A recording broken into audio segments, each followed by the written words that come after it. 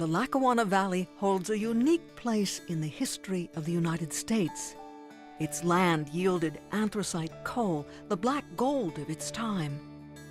Coal spurred industries which gave birth to America's Industrial Revolution and ushered in waves of immigration, creating our country's ethnic patchwork quilt. The legacy of this unprecedented development, and the development yet to come, rests with the people, organizations, and partners of the Lackawanna Heritage Valley. This is their story, and ours. The genesis of it really started with a group that met looking at the Lackawanna River Corridor Association. August of 1988, there had been a community organizational meeting here at the University of Scranton planned by the Pennsylvania Department of Community Affairs and the National Park Service. It was this wonderful cross-section of the community. There must have been several hundred people that participated. At that time now, Steamtown National Historic Site was just really being planned and created in downtown Scranton. So the two almost paralleled each other. And there was a great conversation around the project of Steamtown and how indeed we could make that significant to all of northeastern Pennsylvania. They wanted to make sure that there was a full contextual aspect of the entire valley that came into Steamtown. We began the idea of what could we do to try and promote the region from a tourism standpoint and help with the economic development. What a heritage area is, it's a specific, unique landscape that has a story to tell. The story we focused on was the industrial heritage of this area and how northeastern Pennsylvania actually started the Industrial Revolution. Having to do with the extraction of coal or timber, the development of ironworks. The transportation industry, the railroads, and the textile industry, which employed the wives and the daughters of the miners and the railroad workers. So there was a whole industrial complex in this region 125 years ago. Glass making, tobacco industry, there were oil refineries in Carbondale. Every major industry that evolved in America's Industrial Revolution period, say the late 19th century, had a foothold in this tiny geographic area. It was obvious to all of us involved that this was an extraordinary story to tell, that it really was a remarkable tale that should be told. We realized early on that we had scars here from the industrial development. How can we create this heritage area, tell the story, and fix those scars? It's a different paradigm for the way you think of a community development project. The idea is to reach across a region and connect the people, the places, and the ethos of that region, I would say, together. Not just the land or the resources, but most importantly, the people who constituted the Lackawanna Valley.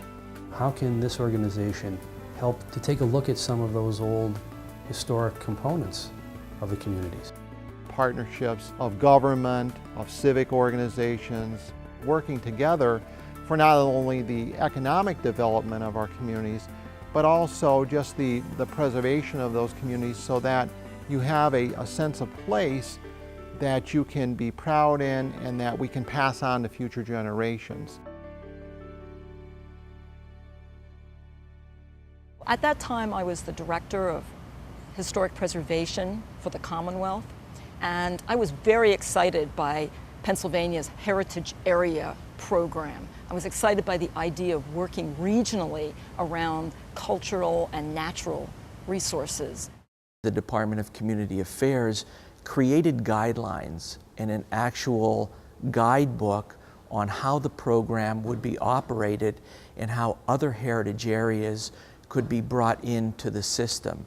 They had been picking up on this idea as it was starting to develop across the country. And thought, given what they knew to be my love of this area, that it would be something I'd be interested in being involved with. And would I come back and chair an initial group, which ultimately grew to be almost 400 individuals. In the beginning, we were all over the place speaking. I remember we would designate a different place for every meeting with the hopes that people would come to see what the Anthracite Museum was all about, or come together in a municipal building in Carbondale.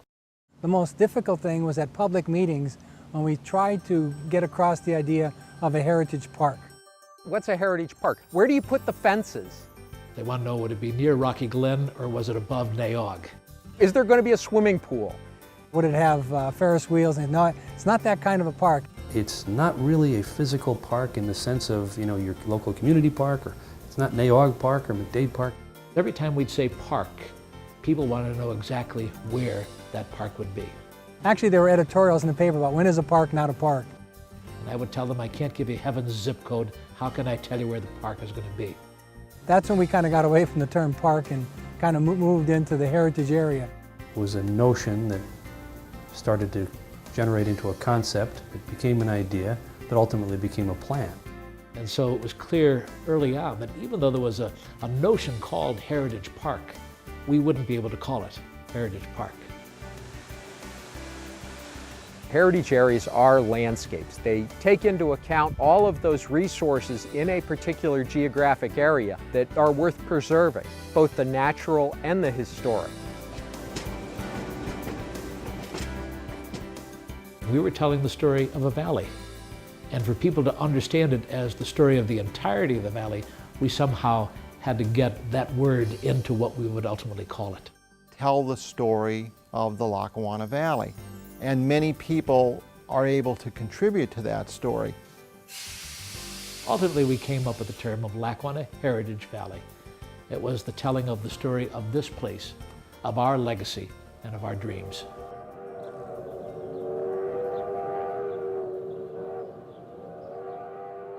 Lackawanna Heritage Valley Authority was the first state heritage area. One of the interesting things about our particular heritage area is we're organized as a municipal authority. Lackawanna Heritage Valley Authority, a municipal authority under the auspices of Lackawanna County. That is unique. There's only 2 heritage areas in the nation that are municipal authorities, and it's the only one in Pennsylvania. And I think that's a reflection of just how new this concept was. As it turns out, it's worked out very, very well. We had all of the right people in all the right decision-making positions. Lackawanna County was very involved, Joe Corcoran and Ray Alberigi, commissioners of the county at the time. Alex Kamide, local architect. Harry Lindsay, Harry was county planner. We had Governor Casey in Harrisburg, Senator Mello as President Pro Tem of the Senate. We had Congressman McDade at his absolute pinnacle of strength in Washington. They were the standard bearers for what we needed to do, and they brought the dollars to the table that made all this happen.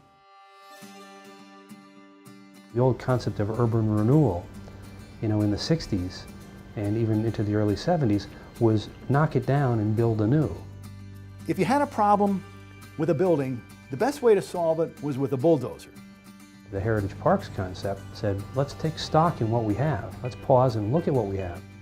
We have some wonderful interpretive venues like Steamtown National Historic Site, the Electric City Trolley Museum, the Coal Mine Tour, McDade Park, the Anthracite Heritage Museum, Lackawanna Historical Society, the Everhart Museum. The sites were already telling a lot of the story of the Lackawanna Valley. LHVA really has no physical site. We partner with so many sites. It's developing a partnership that's going to continue year after year after year. We're very fortunate that we have a broad enough mission that we can reach all the different people. We do have a lot of groups that partner together well to create programs that really care about creating that special place for people. Each of the organizations in Lackawanna County has a different strength. LHVA has connections that enable lots of people to work together. One of our early missions was to be the network or the glue that kind of links all those properties together so that the visitor can have more of a seamless experience. You actually touch, feel, and see what history is all about. These are authentic sites. They're not recreated. They're not a Disney World. They're not a place where things are moved to make them look real. These are really where it happened. Here at the edge of Roaring Brook, brothers George and Selden Scranton began an endeavor which many felt had little chance of success. And yet, these iron furnaces, built in proximity to a surprising few of the actual resources needed for such an operation, would grow to become the second largest iron producer in the country. The structures which remain are the cornerstone of the Lackawanna Valley's ever-growing entrepreneurial spirit and sense of the possible. To me, they're almost like an archaeological site. The site has such an importance in our area, mainly with the iron industry. I mean, most people think that the coal industry was very important in our area, but the iron industry was one of the first that put Scranton on the map. It was a huge risk. They had a limited amount of iron ore here in the Music Mountain, and it wasn't the best ore in the world. They had plenty of coal, that was for sure. Modest amount of limestone locally, very little. William Henry, who was the father-in-law of Selden Scranton, really persuaded his son-in-law to come up and bring his brother and invest up here. And William Henry was just a wild-eyed speculator. He had all these dreams, and I think it's the dreams of guys like that that we need today to say, hey, there's a possibility here. The first shovel and pick went in the ground on September 11th, 1840. So by 1841, you had the first iron furnace. Well, that furnace grew into one of the largest iron furnace making complexes in the country. The iron mills in Scranton were one of the major foundries that supplied the arsenal of the Union during the Civil War. By 1890, that iron furnace site, it was known as Lackawanna Iron and Steel, was producing what amounted to 1/6 of the total national output in railroad rail. They shipped railroad rail to every major railroad across North America, up into the Yukon, down into Mexico. Lackawanna Rail literally spanned the country. The Scranton family, I think the kind of community that they created here was an open society that said, we're here to do business. We're here to encourage other people to come and do business. There was a group, mainly from the Anthracite Heritage Museum, the Historical Society, LHVA, the Lackawanna County Arts and Cultures Program, Keystone College, who got together to create Arts on Fire and actually train the students to do an iron pour the way it was done when the iron furnaces were active. Arts on Fire is an opportunity to showcase the furnaces and bring them back into the community to allow different community partners to come together to exhibit and showcase what they have to offer to our community.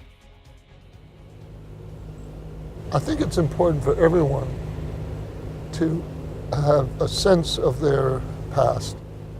There are so many layers of buildings, architecture in this region, whether they be monumental because of their use, such as furnaces behind us that were very built sensibly, but beautifully.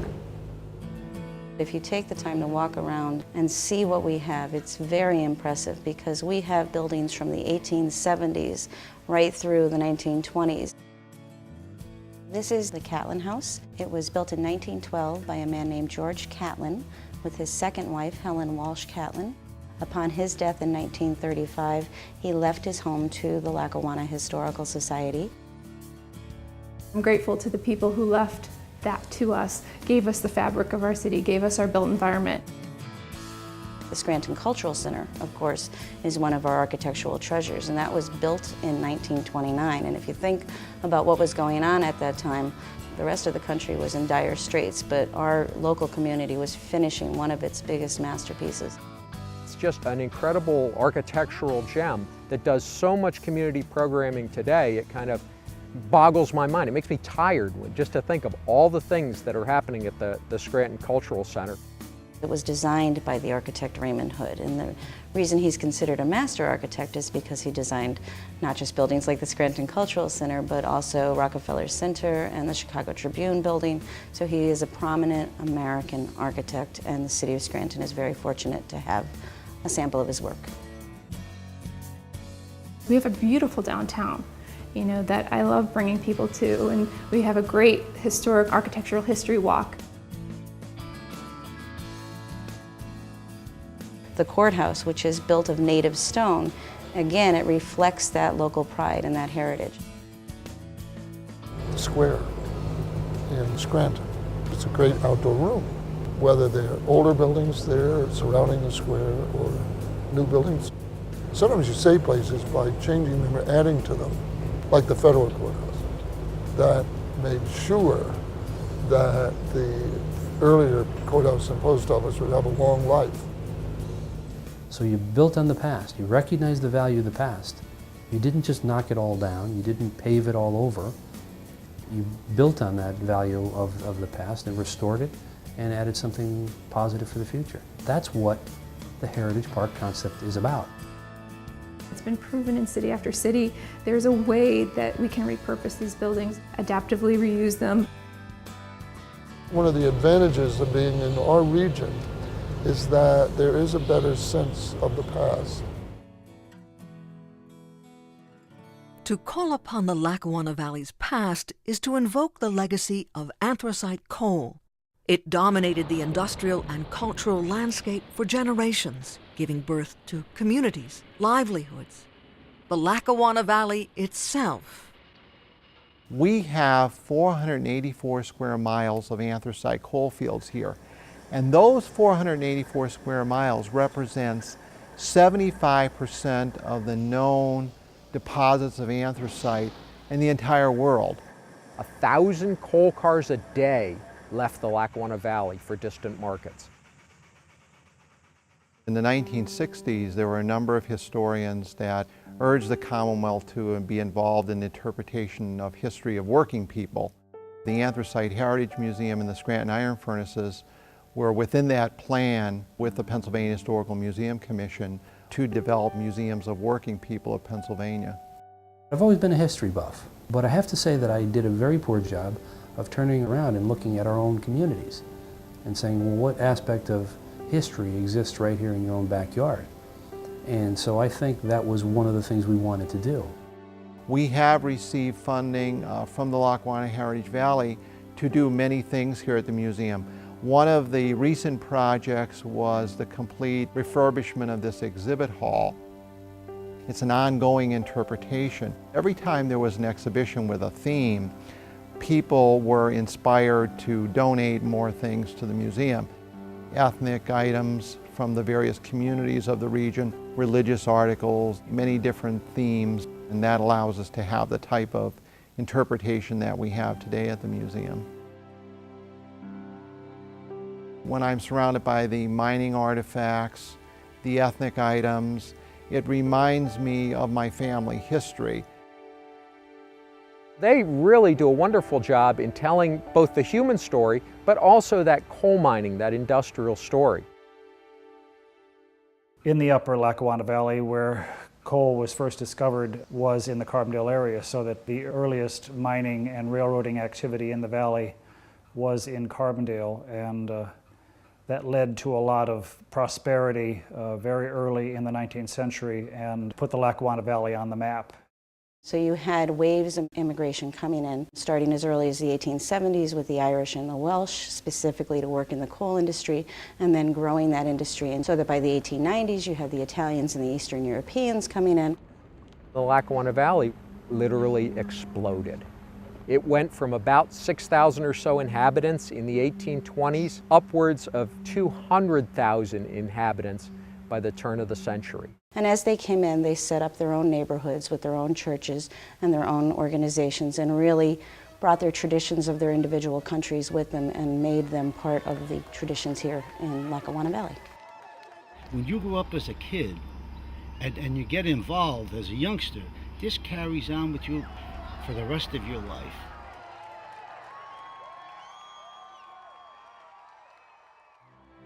There were 100 and some coal breakers operating in the Lackawanna Valley. The coal breakers were large, looming structures with their steam whistles that really dictated life in the valley, set the clock, set the time as that whistle blew and you came to work in your shift or you were able to go home. Or most tragically, the whistle blew at a strange time and everyone knew that there had been a disaster underground. Whether they were Italian, Irish, Polish, Slovak, that's where most of them went, in the coal mines. And unfortunately, a lot of these miners got killed in the mines with no insurance. And all the local residents would gather at the mine openings awaiting word of their loved ones underground. Coal mining was a dangerous occupation. Some of those people went through a terrible, terrible, terrible thing in life. 1902, the miners had had enough. They went out on strike. People in the major metropolitan areas could foresee freezing to death. President of the United States, Theodore Roosevelt, formed the Anthracite Coal Strike Commission, visited Scranton, hearings were held. It was Lackawanna County courtroom, and there was a trial, essentially, to bring both the management and the miners to the table. Having climbed their way up the ladder through some of the toughest and most dangerous jobs in the country, this is just a part of our nature here. Their American dream was still better from whence they came. And they were very other-centered people, very community-oriented people. Some of them went 500 feet below the ground and spent truly all of their lives there. We know between about 1870 and the present day, more than 31,000 men and boys have lost their lives mining anthracite coal, hard coal. And it's not a big area where hard coal has been found. It's only parts of 8 counties in Pennsylvania. Fortunately or unfortunately, we have the remnants of the coal industry still around us. We have tried to protect and preserve those remnants related to the coal industry so that we're able to tell the story. We're right next door to the Lackawanna Coal Mine Tour. Giving you that actual experience of what it was like to be in an anthracite coal mine in northeastern Pennsylvania. To be able to go 300 feet under the ground with a guide who'll tell you about the geology and the coal. In what was the last deep coal mine to operate in Lackawanna County. It was the Slope 190 mine over what is today McDade Park. I think the significance is that we have great generational connection in this area. A lot of people that live here all of their lives pass on wonderful values to their children and the next generation. Coal mining is still within our common memory. People can still remember what it was like to work in the mines or work in the coal breakers or the washeries. When you go down into that coal mine tour, I think of my grandfather who worked as a machinist in the coal mines. I never got to know him. He passed away before I was born, but when I touch a piece of coal down there, I feel connected and I know it's real. I had designed a house for my parents, and the house was actually conceptually based on a breaker house, on a coal breaker house. And the reason for that was because my grandfather was a breaker boy in the Johnson coal breaker in Dunmore, and his family grew up in the patch. I felt like it was respectful and proper to pay homage to my papa, who helped with a 5th grade education, helped my father and his brother start the company that made this house possible. We are very specific, I think, as a heritage site with those deposits of anthracite coal. So we need to understand that history, and we need to be aware of that history and the role that anthracite coal played in that history. The Lackawanna Heritage Valley area was the first to be so designated in the Commonwealth of Pennsylvania. There would be many other heritage park areas that would evolve in the subsequent 20 years, but this particular undertaking would be the very first. All are unique, and that's the reason we're heritage areas, because there's something different and unique and significant in the history of the country.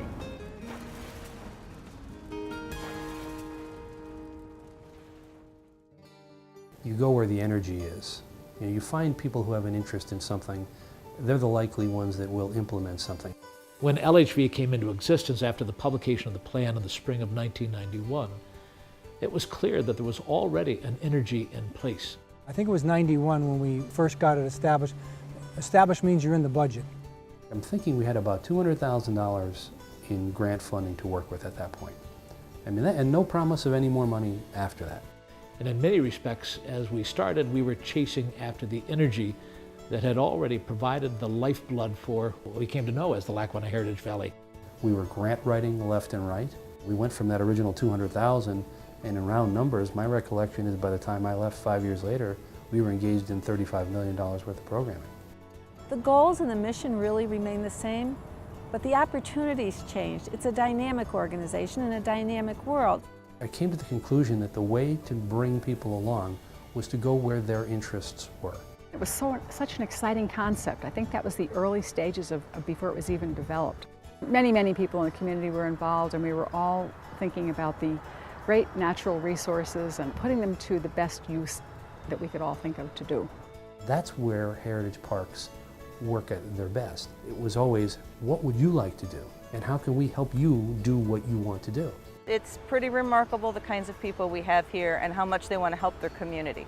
They really invest themselves in their community. So what we do at the Heritage Valley is just help connect people to that. They bring together a lot of community benefit organizations within Lackawanna County. They give us an opportunity to work together to talk about our challenges, to talk about our successes, to co-promote programs and things that are going on. They are looking for ways to make things work, to make things better. The women of the Lackawanna Valley were also making things work at the turn of the 20th century. Northeastern Pennsylvania grew into a textile manufacturing center. And although the connections between snow white lace and anthracite coal may not be readily apparent, they run as deep as the mines themselves. One of the school groups I had last week, one of the students in the group, he was in 5th grade, he said, "What does this have to do with anthracite?" And I said, "Well, that's a very good question." I said, "Let's talk about that." You had major textile and silk industry in the Lackawanna Valley. We were the largest producer of Nottingham lace. Our textile industry was phenomenally big. In fact, in about 1900, 1/2 of all silk, raw silk entering the United States was processed through Scranton. When mill owners in places like Paterson, New Jersey in the 1880s speculated on, expanding and moving, they thought about northeastern Pennsylvania because they thought, well, we'll be closer to the fuel source, the anthracite coal. The first extensive silk mill was the Sequoia Mill in South Scranton. It was a large mill paralleling the main tracks of the Delaware and Hudson Railroad. That was where Scranton's silk industry really took root. There were many women that did many different jobs. Because for all the men that went into the mines, their women went into the mills. So this area created thousands and thousands of jobs. At one point, we had more jobs than people. It coincided with Scranton's dominance as the anthracite capital of the world, and was only enhanced by the fall of the anthracite industry as the labor contributions of women became more important to the households in northeastern Pennsylvania. The energy was here, the transportation was well established, and also there were many women and girls that wanted to work outside the home for wage-paying jobs. It helped this area to thrive at a difficult time. And it also changed family dynamics and again kind of gave women that sort of, I don't want to call it feminism, but a sense of empowerment. In the 1920s, many of the nation's cigar manufacturers opened plants here. Women started working in the cigar factories in the geographic range of Carbondale to Scranton to Wilkes-Barre and Nanticoke, and they had a great work ethic. So they made a great percentage of the cigars sold in the United States in the period of 1930 to 1970. It was considered an honorable thing to follow one of your parents into their line of work. We're all really involved in it, family-wise. It works. That's the feeling of continuity that's typical of the Lackawanna Valley. And the Lackawanna Heritage Valley has been able to build on that base of continuity, multi-generational experiences. The National Park Service was looking for a way to deal with large landscapes, not just individual historic sites. They were looking for a way to involve nature, culture, and community together. LHVA was designated as a National Heritage Area in the year 2000 under federal enabling legislation. In other words, an area in our country whose story is very much a national story of national significance. We went down to Washington to brief people on this. We brought people in. I brought in the late Alan Sweeney and Commissioner Corcoran and Don Sherwood at the time to make testimony on the House side. And they really did it from the heart. We had all the ammunition we needed in background to talk about, although it upset a lot of people nationally, that the Industrial Revolution started right here. We didn't care who we upset, really. It ultimately became a story told on a national level, but I think when we began, it was a story we needed to tell ourselves. We're just not a sleepy old, dusty old coal town. We're a community that helped to build the United States, helped to create the wealth and the strength that the United States developed in the 19th and 20th centuries. And I remember sitting before a Senate committee. I just said, we have incredible people and we have incredible energy.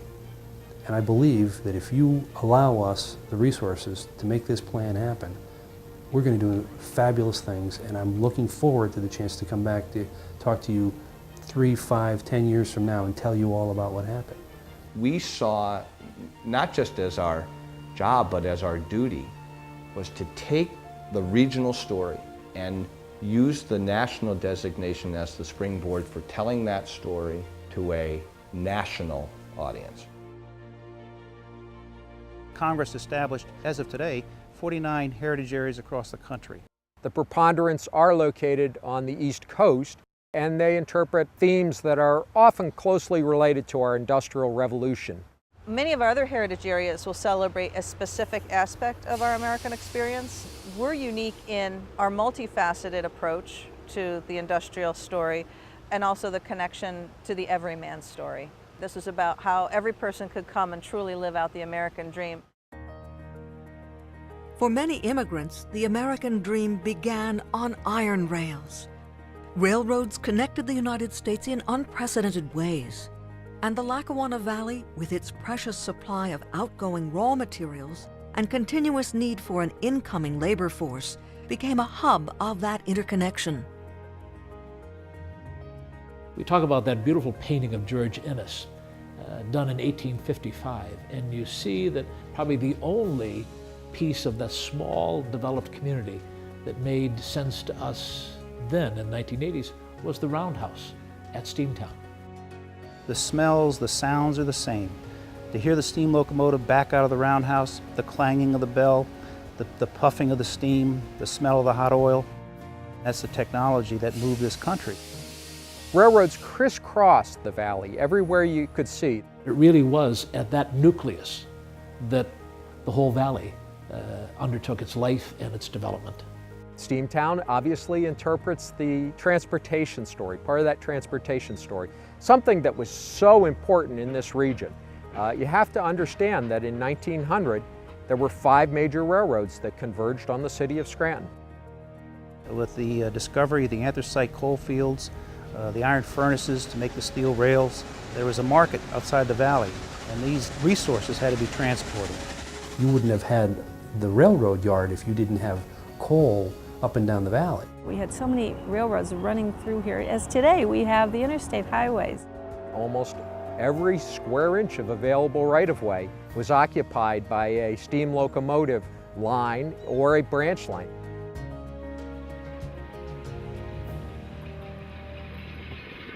We were the electric city because that's another huge achievement. We were the first city to have an electric trolley system. The Trolley Museum's a wonderful example of that collaboration and cooperation among agencies and individuals, including most assuredly Lackawanna County. Lackawanna Heritage Valley was already involved with the county and the local government and Steamtown. It's a Steamtown building. They secured the funds from various sources to restore that building and turned it into the Lackawanna Trolley Museum. And what an asset for Scranton to tell the story of the electric trolley, the electric city. Again, it's authentic. They get to experience the trolley and what it was like to ride a trolley when they were active in this town. Being able to preserve that building, turn it into a museum, and link it up with the mainline passenger service that we talk about here at Steamtown, it's a perfect match. Having a national park inside a heritage area is really important because it provides an opportunity to link national stories and bring in national visitors and introduce them into a regional area and really help build the tourism for the region and the interpretation. It's not just the story of steam railroading, but we have the artifacts, the resources to illustrate, steam railroading, the live steam engine that the visitor can walk right up to. And since we have the back shops preserved as they were back in the days of this yard being an active rail yard, we can show the visitor how this equipment was repaired and maintained and the labor it took. We work with Steamtown on just about everything. Our collaboration with the Lackawanna Heritage Valley has been tremendous over the years. They've helped sponsor a number of programs working with us that otherwise we couldn't do. In partnership with Steamtown, we run a train from Steamtown National Historic Site up to a community festival. This year it's going to be in Carbondale. We've worked with them for several years. So the Carbondale can showcase during this Pioneer Days event what that community has to offer. In Archbold, we've done that with the Heritage Explorer train. It makes it really affordable for a family to go on the train. Sometimes it's the only time they've ever done it, and they get to go up to a festival that has a lot of kid-friendly activities there. We're looking at where people live, where they eat. We're looking at their culture, and that's what makes it such a great partnership. We have the strength of the National Park site, and then we have the vibrancy of the living community. Steamtown has just been a wonderful partner, a very strong partner. We've actually won an award in the past with our partnership with Steamtown. The Lackawanna Valley received the Preserve America Award in 2004.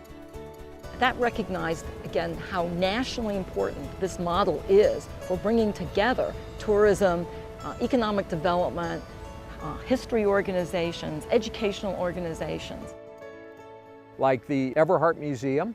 Of course, the Everhart is just a classic turn of the last century museum back in the days when museums were teaching tools for the local populace. We've been a fixture in the cultural landscape of Northeast Pennsylvania for over 100 years now. We are the 8th museum that opened in the state of Pennsylvania. We're a general museum, everything from science to fine art to cultural artifacts. You can see dinosaurs and fine art in the same building. Harrison Avenue Bridge was painted by John Willard Rott, and Rott was a Dunmore-based painter. He's notable for his coal mine landscapes. He did a lot with the breakers. The Harrison Avenue Bridge painting had hung in the White House when the Clintons were in office, and that was something that Mrs. Clinton had requested on loan from the Everhart Museum. The LHVA is a dear friend of the Everhart Museum, and they have supported us in so many ways over the years. We have a visible storage room, which is a small gallery on the first floor that was funded by the LHVA. And this is where we can showcase the hodgepodge variety of a museum that's over 100 years old.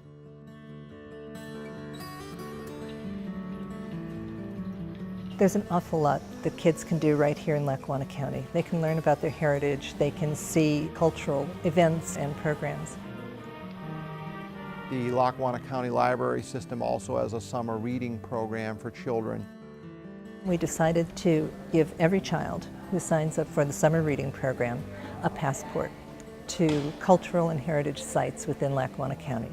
Our partners are very generous about giving free admission to kids to allow them to come and learn about who we are, where they come from, what the values are, and where they can go now in this area in the future. And many of the children in the community don't have the advantage to just go and pay a $6 admission. So by the LHVA supporting this program and helping fund it, and also all the partners, more children can get to these venues. We've had, by a conservative estimation, probably 14,000 kids over the years receive passports so that they can go visit all of the cultural and historic sites. A mother came to me and said, I have 6 children. We've never been to any of these attractions that are right in our backyard because I can't afford 6 admission fees. That's how important it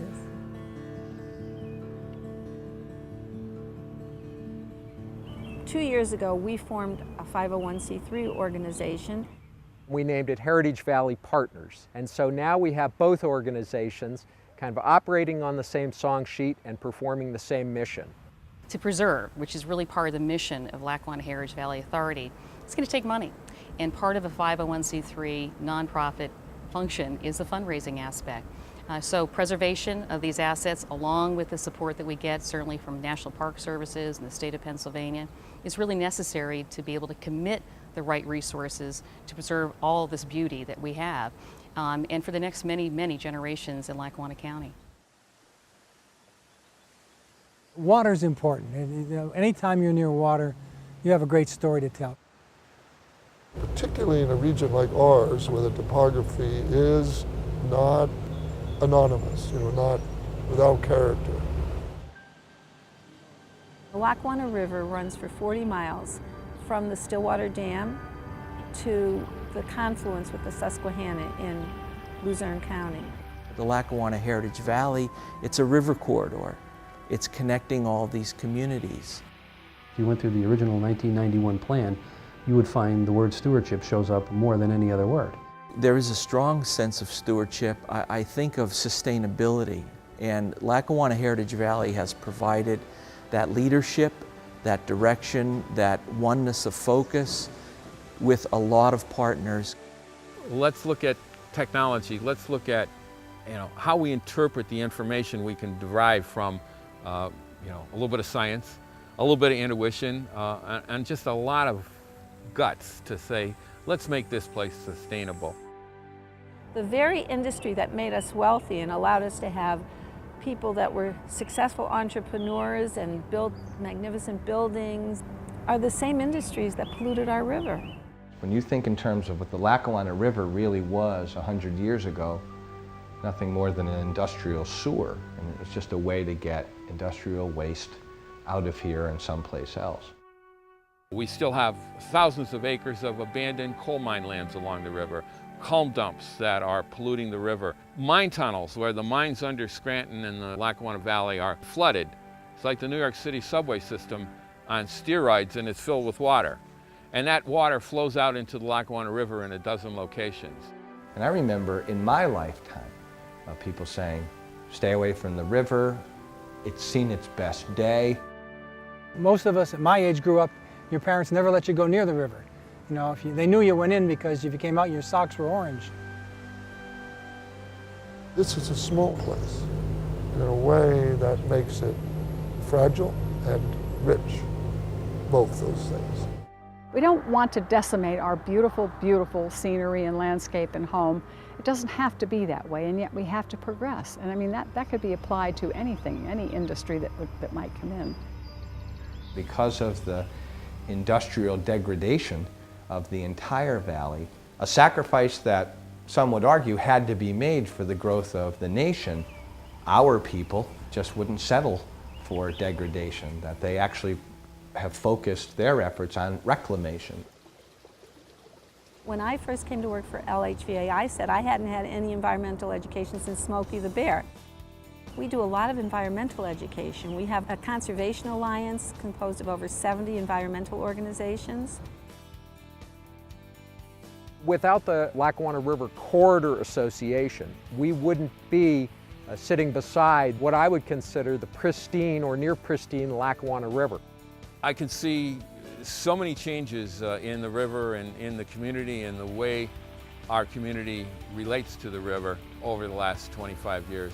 Because I see people like the woman who was just walking her dog by here before, as we were coming down. She saw a couple of plastic bottles floating in the river here, and she came down and picked them up. And that's why the trail up here looks as nice as it does. There's very little litter because people are taking care of it.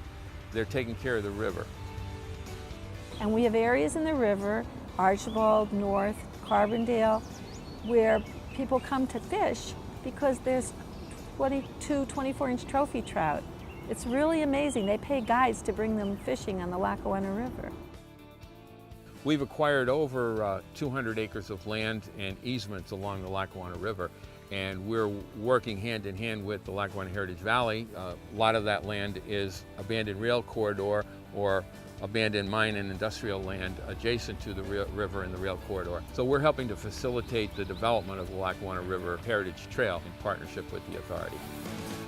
Our biggest project right now is building our rail trail, the Lackawanna River Heritage Trail. The trail is symbolic of our entire mission. It not only links communities together, but it also connects people to the Lackawanna River. It takes people back to that natural resource, that wonderful treasure that we have. It allows us to enjoy our natural resources, preserve those natural resources, and truly enhance the quality of life. The trail is a linear park.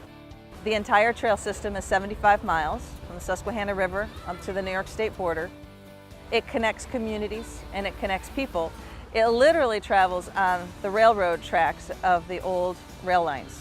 Many of our heritage areas follow river corridors or ridge tops or canal or railroad corridors. And there were communities that grew up along these corridors. And this trail system connects those communities.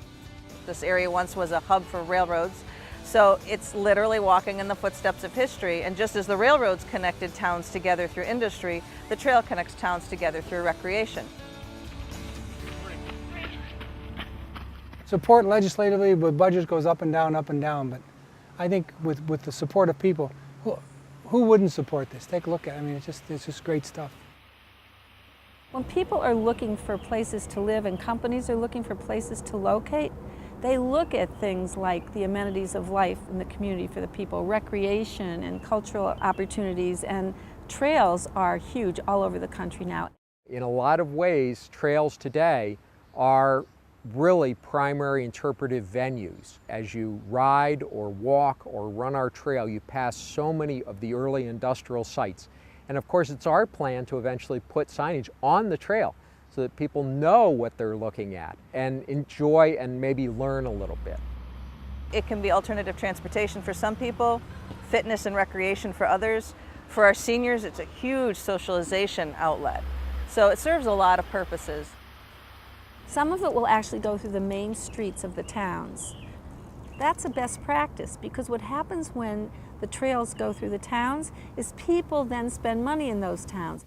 When we stand where we are today, which is about a 2-minute car ride to downtown Scranton, this is one of the great resources and benefits that any employer has. If you look nationally, there are statistics that prove that trails are huge economic drivers, and we've seen that here.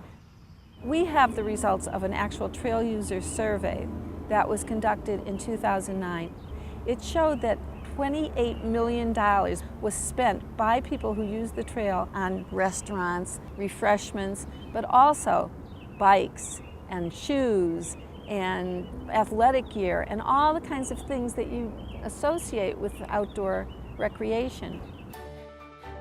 Been at Mellow Park recently, getting ready for the bike tour and enjoying that. I was actually just out cycling on our Mid-Valley Trail this weekend, so it's been a lot of fun. It is a fundraiser. It is primarily a friend-raiser. The main goal of the Heritage Explorer Bike Tour and Festival is to get people connected to the trail, to let them know what the Lackawanna River Heritage Trail is all about, to actually get them out there, have them enjoy it, and say, I want to come back again with my family next week. And that goes for all of our historic and cultural resources, attractions, and sites. When people use them, they're generating money inside our community, and when visitors come, they bring new money to our community. So there's a huge economic impact. And it all feeds into the revitalization that we've seen in northeastern Pennsylvania. Businesses crop up along the trail. We have a new runner's store, recreational and sporting equipment store, purposely located near the trail. So it is definitely an economic engine. Once coal faded, I think there were a few decades of sort of what's next. Entrepreneurialism is what's next. Young businesses, new businesses that young people can start without having to invest a fortune. It was wonderful to start a business here. There was a lot of support. You're in there with other entrepreneurs, so there's this sort of wonderful cross-pollination and, you know, the energy of just being around other people who are taking the same kind of risk. And what I realized was you can make an impact, you can make a splash. We have some really unique physical, intellectual, and economic opportunities that can still be developed here in the Lackawanna Valley going into the 21st century. a little bit of progress leading to more progress and more progress. It's very exciting, I think. There's been a great renaissance in Scranton, and I think it's been happening for decades. Groups like the Lackawanna Heritage Valley are really doing a lot, the county, but then just individual citizens and smaller groups getting together to really make this an exciting place to live. We should never lose the story of the Heritage Valley and what it meant to this country. The Lackawanna Valley had a huge impact on the industrial development of the United States. And people are starting to be very proud when they realize, oh, it's amazing what came from here. We talk a lot about value systems in America and what values do we stand for. And if we're going to understand those value systems, then we need to understand a little bit about our past, and that's our culture and history. They identify us, they help us understand ourselves, and therefore they help us become the persons we're called to be. Many people assume that history of any consequence had to have taken place somewhere else. Well, in this case, it's not true. A lot of very important American history took place in the Lackawanna Valley. And that's a story that should continue to be told time and time again. If you don't have a platform to tell that story to young people, it'll go away.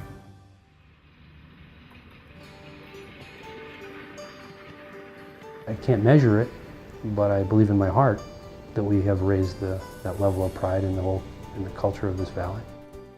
25 years ago, there was an attitude by a lot of people that why would you ever want to interpret the coal mining industry? A lot of the people here have roots here, have ancestry here. And I think there is something that connects us all from this area. No matter what our background is, there are connections because of our heritage. I think you can be here and have this wonderful quality of life and do work anywhere you want. People know when they're from here, and they should know why they should be proud of being from here. It's generational, and it's heritage, and it's passed along pride and passion. If there's a centerpiece, beautiful aspect of the Lackawanna Heritage Valley, it's that it's been a 20-year effort, a very successful 20-year effort, to define ourselves. We're not just about trails, and we're not just about history, and we're not just about the environment, but we're about all of those things. Any experience that people have with Lackawanna Heritage Valley is going to lead to revelations about themselves. They're so community-minded, and they're so open to ideas that help tell this story of this amazing valley we live in. LHVA serves that purpose of coach, instigator sometimes, friend, partner. It allows a legacy to be preserved. It allows the different programs that are offered here in northeastern PA to be preserved. Heritage areas are a perfect model for public input and private investment. To help our communities, to help the economic expansion of our communities. Local people decide what's important to them, and they have the input into what we do. They still carry a huge amount of pride in their past and a huge amount of pride in being a Pennsylvanian and an American. To help retain our heritage and culture in an increasingly homogenized world. Share their heritage by sharing their differences, and I think that's important to carry that on. Anything that they do, they'll find themselves connected to their own past. They'll be very satisfied. This is home, always was, always will be, and it's where I am most fully alive. Anything has been but a temporary excursion, always, God willing, bringing me home to the Lackawanna Valley.